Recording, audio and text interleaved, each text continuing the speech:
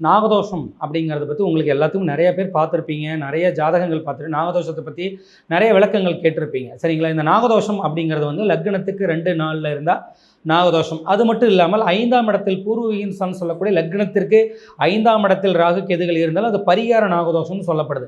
நாகதோஷ பரிகாரம் செய்துட்டோம், பட் ஆனால் இன்னும் திருமணம் வந்து தடைபட்டுக்கிட்டே போகுது அப்படின்னா நீங்கள் வந்து பார்த்தீங்கன்னா உங்களோட ஜாதக நிறைகளை இன்னும் கொஞ்சம் ஆராய்ந்து பார்க்கணும். அதற்கு உண்டான தசாபுத்தி அமைப்புகள் இப்போ இருக்குதான்னு பார்த்துக்கணும். அப்படி உங்களுக்கு திருமணம் நடக்கணும் அப்படின்னா நீங்கள் நாமக்கல்லில் இருக்கக்கூடிய ஆஞ்சநேயர் கோயிலுக்கு எதிர்த்தாப்பில் பார்த்தீங்கன்னா நரசிம்மர் சன்னதி இருக்கும்.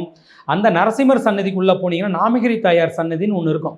அந்த நாமகிரி தாயார் பார்த்துட்டு அங்கே உங்களோட பேரில் அர்ச்சனை செய்துக்கிட்டு கொஞ்சமாக குங்குமம் தருவாங்க. அந்த குங்குமத்தை வாங்கிட்டு வந்து உங்களோட வீட்டில் இருக்கக்கூடிய குங்குமத்தில் கலந்துட்டு டெய்லியும் விட்டுட்டு போகிறது வந்து அந்த நாகதோஷத்தில் இருக்கக்கூடிய பிரச்சனைகளை வந்து உங்களுக்கு இயல்பாகவே சரி செய்து கொடுக்கும். இன்னொன்று, துறையூரில் இருக்கக்கூடிய கோலோச்சி முருகன் ஆலயம் ஒன்று இருக்குது.